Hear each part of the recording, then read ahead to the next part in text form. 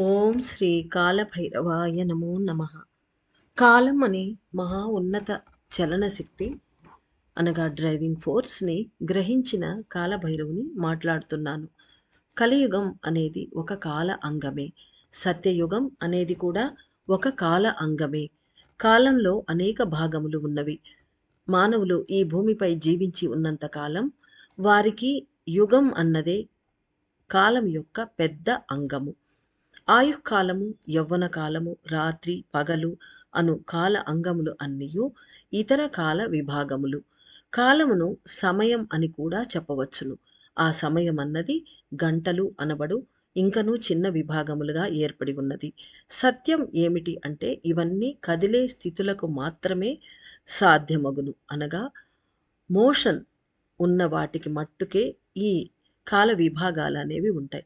Motionless స్థితికి ఒక కాలం ఆహ్, అనేదే ఆ యాస్పెక్ట్ టైమ్ యాస్పెక్టే అక్కడ ఉండదనమాట. కదలని స్థితిలో ఉండే తత్వములకు కాలం అనేది ఒకటే. అది కేవలం దాని ఉనికి మాత్రం. అంటే కాలం ఉంటుందక్కడ అంతే. అక్కడ స్టాటిక్ స్టేట్ అనేది అక్కడ ఆ తత్వానికి కాలం అనేది ఒక ఎగ్జిస్టెన్స్ మాత్రమే అన్నమాట. ఇంక భాగాలు అలాంటివి ఏవి ఉండవు. పలు భాగములు అనేవి అక్కడ అంటే ముందు, వెనక, పైన, కింద అలా అంతకుముందు జరిగింది, ఇంక మీట జరగబోతోంది, ఇప్పుడు జరుగుతోంది ఇలాంటివేవి అక్కడ ఉండవు. మానవులందరూ బుద్ధితో నిండిపోయి ప్రవర్తిస్తున్నారు. అనగా ఎక్కువ కదలికలతో ఉన్నారు అని దానికి అర్థం. దానికి అనుగుణంగానే కాలం యొక్క అనేక అంగములను వారు తెలుసుకుంటూ ఉన్నారు. అంతేకాక కాలం దాటాలి అని కూడా అంటున్నారు. అంటే ఇక్కడ విపరీతంగా మైండ్ చెప్పినట్టుగా వింటూ, బుద్ధి కదలికల వలన విపరీతంగా తీవ్రగతిని కదలికలతో కాలంతో పాటు పరిగెత్తుతూ కూడా కాలం దాటాలి అని కూడా అనుకుంటున్నారు. బుద్ధిని పూర్తిగా తీసివేసి, దాని ఉనికిని మాత్రమే గుర్తించినచో కాలం అన్నదే తెలియజేయగలదు. అంటే తనను తానే కాలం తెలుపుకుంటుంది. కాలం అనేది ఏమిటని ఎప్పుడు తెలుస్తుందంటే మనం నిలబడినప్పుడే అంటున్నారు. దానిని తెలుసుకునే ఒక అద్భుతమైన మంత్రమే ఆత్మగాయత్రి మంత్రం. అంటే we have to be seized in all వేస్. అలాంటప్పుడు దానికి ఆ సీజింగ్‌కి హెల్ప్ చేసేదే ఆత్మగాయత్రి మంత్రం అంటున్నారు. అగస్త్యుల వారి ఆత్మగాయత్రి మంత్రం దాని మూల కేంద్ర శక్తులను వెలిపరిచే నోము పద్ధతులు ఆత్మను పూర్తిగా మేలుకొలుపును, ప్రాణమును కూడా సంక్షేపించును. కాబట్టి కాల అంగములను దాటి వెలుపల నిలిపి కాలము అను ఒక సాధనమును గురించి తెలుసుకొను భాగ్యము లభించును. చాలా టఫ్ సబ్జెక్ట్ ఇది. జాగ్రత్తగా విని మళ్ళా మళ్ళా వింటేనే ఇది అర్థమవుతుంది.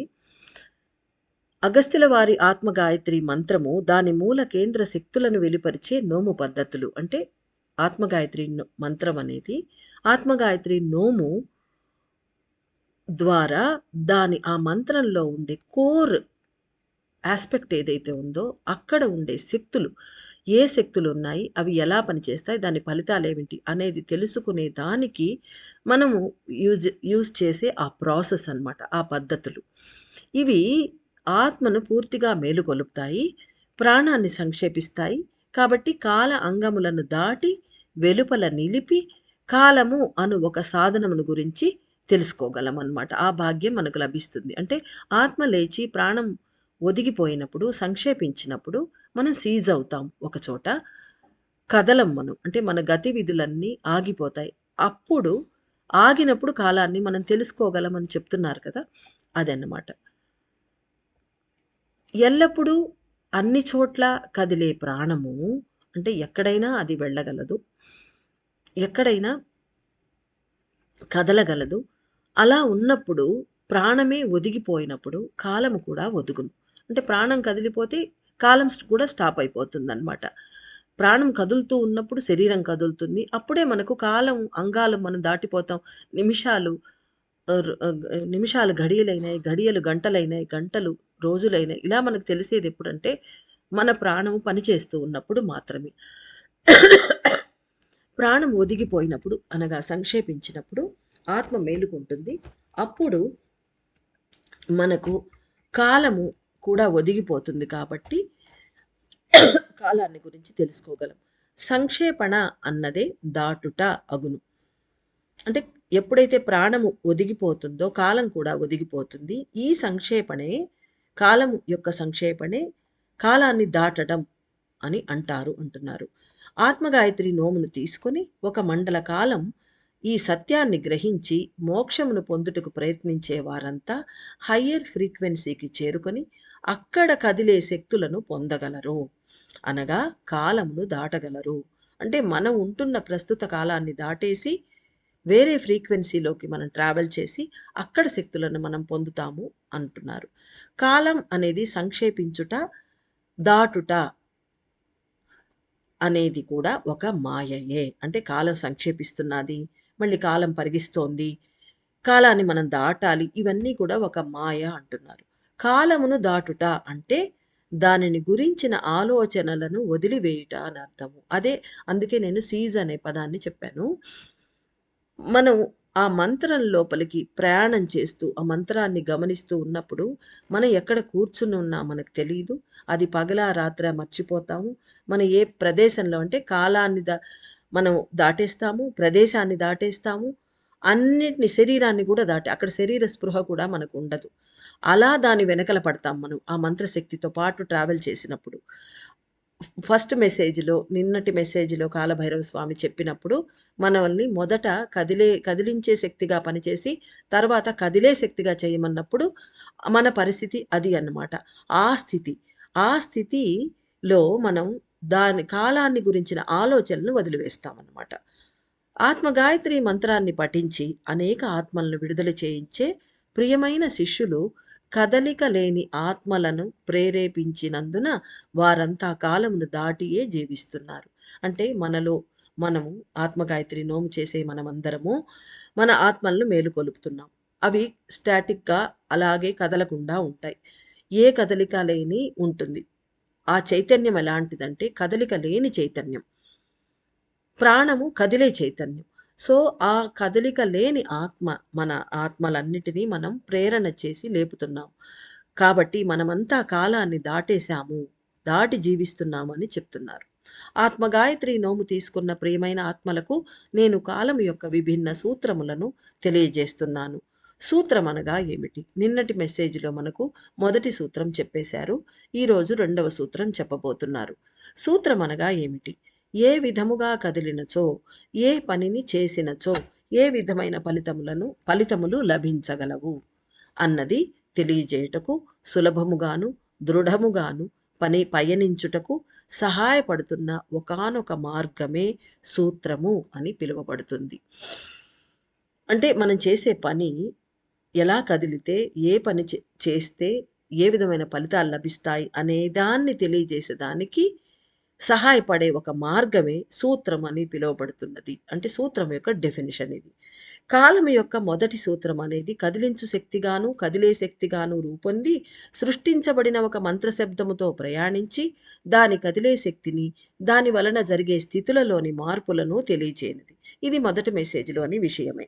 మరలా ఒకసారి సింహావలోకనం చేయిపిస్తున్నారు. దీని వలన ఆత్మ మరియు ప్రాణం యొక్క కలిసిన శక్తులను తెలుసుకొనగలము. ఇది నెక్స్ట్ స్టెప్.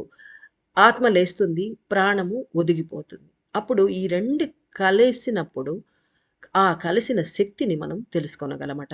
రెండవ సూత్రం అన్నది కాలం అనే ఒక అంగము అంటూ ఏదీ లేదు అను ఒక భావనను అది మీలో రేకెత్తించును అని చెప్తున్నారు. రెండవ సూత్రం. రెండవ సూత్రం అంటే కాలం అంటూ ఒకటి ఏదీ లేదయ్యా అని అనే భావన మనలో వస్తుంది. అది పైకి లేస్తుంది అంటున్నారు.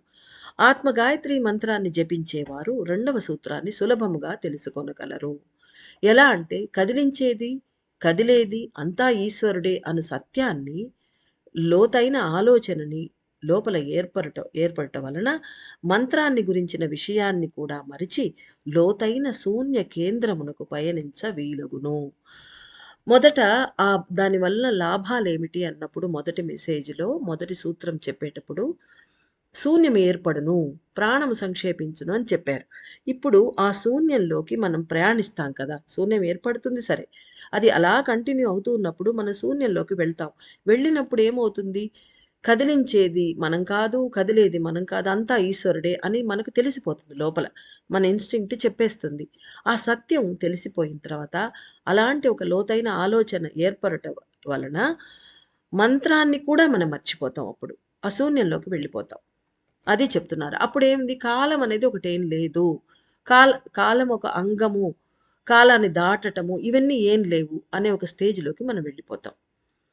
మొదటి సూత్రం ప్రకారం మంత్రాన్ని కదిలించి, వెంటనే దాని కదలికలతో పాటు ప్రయాణించి అది ఏ పనులను చేయుచున్నది అనే విషయాలను తెలుసుకునే తత్వాన్ని వెలుపరుస్తుంది. ఇది మొదటి సూత్రం. రెండవ సూత్రం తత్వం ఏందంటే ఉన్నత ఉద్దేశ్యంతో మంత్రాన్ని అర్థంతో తెలుసుకొని ఉచ్చరించిన తర్వాత ఏర్పడే శూన్య శక్తులను తెలిపే తంత్రాన్ని అనగా టెక్నిక్‌ని తెలియజేస్తుంది. తంత్రం అంటే ఏం లేదు. నథింగ్ బట్ టెక్నిక్ తెలియజేస్తుంది. ఉపయోగించబడే మంత్రం ఎక్కడికి ప్రయాణిస్తున్నది? ఏ విధమైన పనులు చేసి ఏ ఫలములను ఇస్తున్నది? మొదలైనవి తెలిపేది కూడా ఒక సూత్రమే. కాబట్టి ఈ మంత్రం వలన ఏర్పడే శూన్యం మనసు లేని ఒక స్థితి, ఏకాంత స్థితి మొదలైనవి ఎలాంటి శక్తులను ఇస్తున్నది మొదలైనవి తెలియజేసేదే రెండవ సూత్రం. అంటే ఈ మంత్రం వలన శూన్యం ఏర్పడుతోంది. ఆ శూన్యము మనసు కూడా అక్కడ లేని మనసు మొదట్లో మనం మనసు పెడతాం, ఏకాగ్రం చేస్తాం. ఆ తర్వాత మనసు కూడా మాయమైపోతుంది. ఆ ఒక స్థితి ఏకాంతమైన ఒక స్థితి. అన్యం ఏమీ ఉండదు. ఒకే ఒక మన ఒక్కటే. మన ఎగ్జిస్టెన్స్ కూడా ఉండదు. అక్కడ ఒకానొక స్థితి ఉంటుంది. దాన్ని ఏకాంత స్థితి అంటారు. అక్కడ ఎవరున్నారో మనకేం తెలీదు. అలాంటి ఒక స్థితిని ఏకాంత స్థితి అంటారు. ఆ స్థితి తర్వాత అది ఎలాంటి శక్తిని మనకిస్తుంది? ఇవన్నిటిని గురించి తెలియచేసేదే రెండవ సూత్రం. విజ్ఞానపూర్వకంగా తెలుసుకోవాలి అంటే scientifically you wanted to know అంటే ఒక అణువుతో తెలుసుకోగలం. అంటే ఒక అణువు ద్వారా మనం తెలుసుకోగలం. ఎలా అంటే ఒక అణువులో 3 ముఖ్యమైన కదలికలు ఉండును. సానుకూల అణువులు, ప్రతికూల అణువులు, నిర్మల అణువులు 3 వాటి వాటి కదలికలు. అందుకని ఒక అణువులో 3 కదలికలుంటాయి. ప్రతికూల అణువులు ఇవి ఉష్ణశక్తిని పెంచి త్వరితగతిని కదులుతూ ఉంటాయి. అంటే వేగంగా కదులుతూ ఉంటాయి. సానుకూల అణువులు ఇవి మధ్య రకంగా కదులుతూ సానుకూల శక్తిని పెంచుతూ ఉంటాయి. నిర్మల అణువులు నిర్మల శక్తిని పెంచి కదలని తత్వాన్ని కలిగినవి. అంటే నిర్మలత్వం విపరీతమైన అవి ఒక ప్రశాంతతను ఇస్తాయి. నిర్మలత్వం అందులో ఎలాంటి మలినాలు ఉండవు. కాబట్టి అవి కదలని తత్వాన్ని కూడా కలిగి ఉన్నాయి. ఇది మూడవ రకం. కాలం యొక్క రెండవ సూత్రం ప్రకారం కదలని తత్వంలోకి ప్రవేశించి అంటే ఇప్పుడు కాలాన్ని గురించి మనం తెలుసుకోవాలి కదా! దానికి మనకు ఒక అణువు సహాయపడుతుంది అన్నారు. ఎలా అంటే ఆ అణువులలో విభజన వాటి తత్వాల్ని మొదట్లో చెప్పారు. ఇప్పుడు ఎలా అనేది ప్రూవ్ చేస్తున్నారు. కాలం యొక్క రెండవ సూత్రం ప్రకారం కదలని తత్వంలోకి ప్రవేశించి కాలాన్ని దాటే స్థితికి చేరగలరు. అదే పైన చెప్పుకున్న ప్రకారం. ఒక ప్రత్యేక అణువు అనేది 3 స్థితులలో వెలికి వచ్చుట అనేది మొదటి వ్యక్తీకరణ. అంటే ఒక అణువు అనేది 3 రకాలుగా ఉంటుంది. అది దాని మొదటి ఎక్స్‌ప్రెషన్ ఆఫ్ యాన్ ఆటమ్. లోపల సంక్షేపణ చెందుట అనేది రెండవ వ్యక్తీకరణ. అదొక ఎక్స్‌ప్రెషన్. ఆత్మ గాయత్రి మంత్రాన్ని పలికే సమయంలో సానుకూల అణువులతో సంపర్కంలోకి రాగలరు. పాజిటివ్ వైబ్రేషన్స్ అనే మధ్యస్థమైన కంపనలను సృష్టించే ప్రోటాన్స్ అణువులన్నీ ఈ మంత్ర శబ్దంతో ఏకీకృతం అవుతాయి. అదేవిధంగా ఆత్మగాయత్రి మంత్రం విభజించబడి ఉన్నది. అంటే ఈ 3 రకాలుగా. ఎలక్ట్రాన్స్ అనే ఉష్ణశక్తిలో ఈ మంత్ర శబ్దం ఏ విధంగా ప్రవహించి పనిచేయుచున్నది అనేదే మొదటి సూత్రం. రెండవ సూత్రం అనేది మంత్రం ఉచ్చరించిన తర్వాత ప్రశాంతంగా కూర్చొని ఉన్న సమయంలో ఈ మంత్రం యొక్క ప్రకంపనలు ఏ విధంగా అనగా వైబ్రేషన్స్ ఏ విధంగా మెదడు లోపలి కేంద్రంలోని నిర్మల అణువులనబడు న్యూట్రాన్స్ని వైబ్రేట్ చేసి ప్రశాంత తత్వమును ఎలా ఏర్పరుస్తున్నాయి అన్నది రెండవ సూత్రం తెలియజేస్తుంది అంటున్నారు. కాలం యొక్క వేరొక అంగమును దీని ద్వారా తెలుసుకొనగలరు. పలు రకాల సూత్రములు మీరు తెలుసుకోవాలి, అర్థం చేసుకోవాలని ఆశీర్వదిస్తున్నాను.